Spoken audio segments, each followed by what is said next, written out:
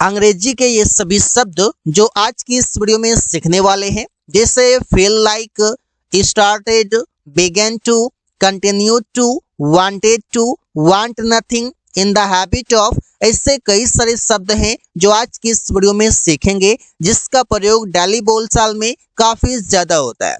तो use of willing to, इसका प्रयोग करते हैं subject is am are willing to V1 object से, और इसका हिंदी मतलब होता है इच्छा है।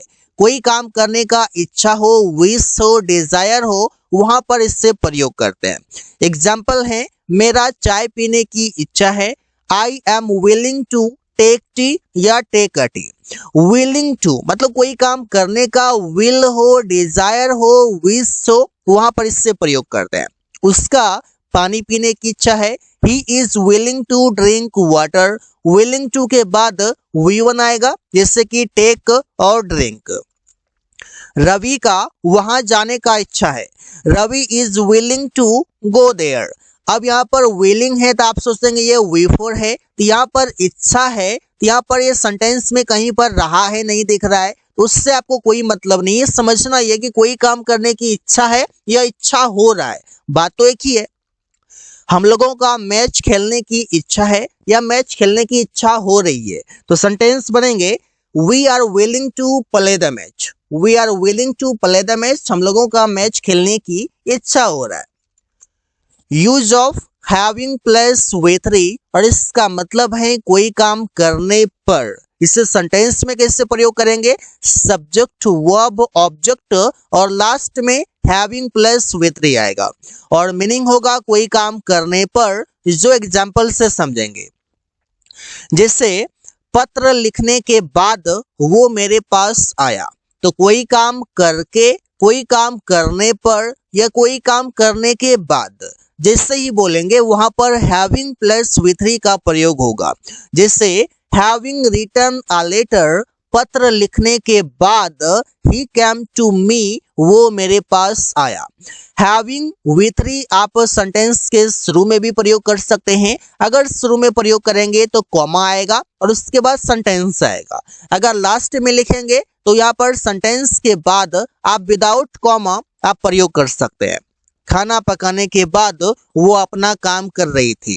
Having cooked food she was doing her work, मतलब कोई काम करने के बाद, कोई काम करके, कोई काम करने पर, इस तरीके से। नहाने के बाद मैं बाजार गया था। Having taken a bath I went to market. यह सेंटेंस आप देख सकते हैं कि इसका प्रयोग तब करते हैं जब कोई पास्ट में कोई काम आप कर रहे थे, उसके बाद आप कोई काम किए, कोई काम करके आप कोई काम कर रहे थे, वहां पर प्रयोग करते हैं। मतलब यूं कहें तो आप पास्ट के सेंटेंस में इसे प्रयोग करते हैं। खाना खाकर अमन ऑफिस गया। हैविंग ईटन फूड, खाना खाकर Aman went to office, Aman office गया। अब इसी तरीके से कई सारे और वर्ड्स हैं, जैसे कि फील लाइक। फील लाइक का मतलब है कोई काम करने का मन कर रहा है, कोई काम करने का मन कर रहा हो, उससे कैसे प्रयोग करेंगे। इससे रिया का बाजार जाने का मन कर रहा है, Riya feels like going to market. तो फील लाइक के बाद V4 आएगा। तुम्हारा घर जाने का मन कर रहा है, तुम्हारा घर जाने का मन कर रहा है, कैसे बोलेंगे, you feel like going to house. You feel like going to house, तुम्हारा घर जाने का मन कर रहा है। मेरा खाना खाने का मन कर रहा है, I feel like eating food. यहाँ पर रहा है तो आप इज़मार प्रयोग नहीं करेंगे। यहाँ पर आप स्ट्रक्चर को याद रखेंगे तो सेंटेंस बनाने में कोई भी मिस्टेक नहीं होगा। जैसे हम लोगों को मैच खेलने का मन कर रहा है, तो we feel like playing the match. तो फील लाइक आप याद रखेंगे कि फील लाइक जैसे आप प्रयोग करेंगे वहां पर आप इसका मीनिंग देंगे कोई काम करने का मन कर रहा है। स्टार्टेड का प्रयोग कैसे करते हैं, स्टार्टेड के साथ V4 प्रयोग करेंगे और इसका मीनिंग होगा कोई काम शुरू किया। जैसे तुमने पेड़ काटना शुरू किया, you started cutting the tree. Priya ने खाना पकाना शुरू किया, Priya started cooking food. Started के बाद V4। मैंने अंग्रेजी बोलना शुरू किया, आई स्टार्टेड स्पीकिंग इंग्लिश। इन सभी सेंटेंसेस का प्रयोग आप इन सभी कंडीशन में कर सकते हैं जब भी कोई काम आप स्टार्ट किए उस समय। बिगन टू मतलब है कोई काम करने लगा, जैसे वो हंसने लगा, ही बिगन टू लाफ। तुम गाली देने लगा, यू बिगेन टू अब्यूज। हम लोग किताब पढ़ने लगे, we began to read a book या रीड द बुक, ऐसे बोल सकते हैं। तो कोई काम जैसे ही आप आरंभ करते हैं वहां पर आप बिगेन टू का प्रयोग कर सकते हैं। कंटिन्यू टू और उसके बाद वी वन, इसका मतलब है कोई काम करना जारी रखा। जैसे रमेश उससे मिलना जारी रखा, Ramesh continue to meet him. हम लोग काम करना जारी रखे, वी कंटिन्यू टू वर्क।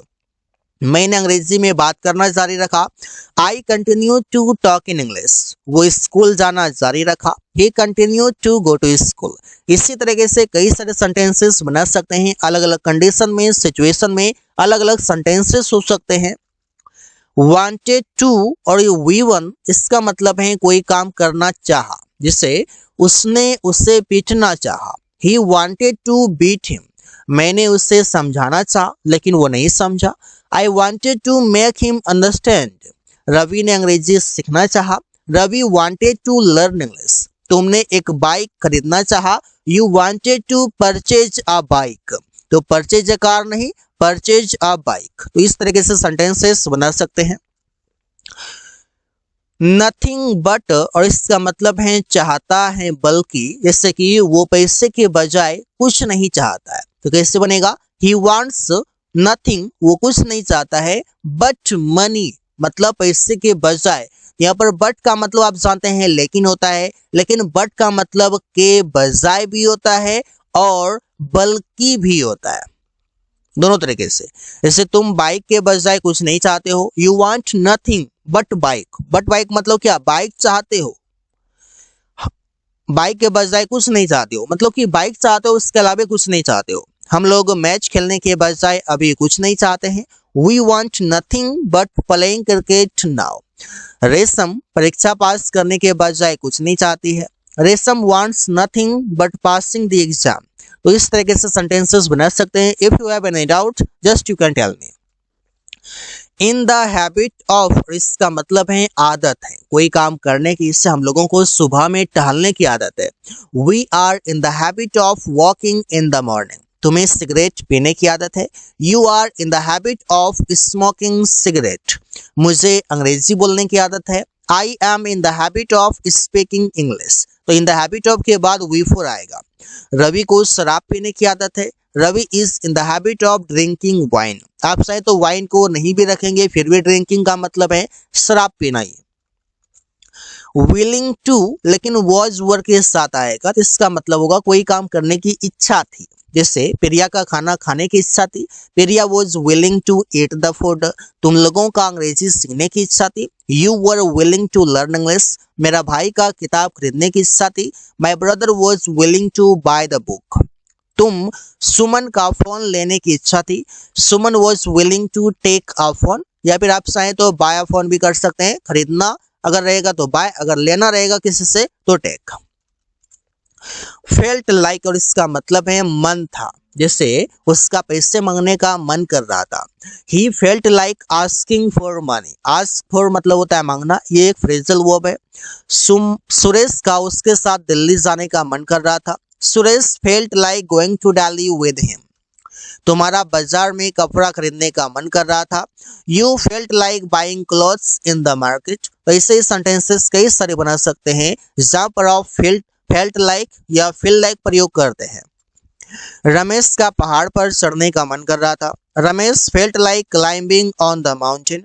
कोई काम करने का मन है तो फील लाइक, कोई काम करने का मन था तो फेल्ट लाइक। फील का सेकंड फॉर्म फेल्ट होता है।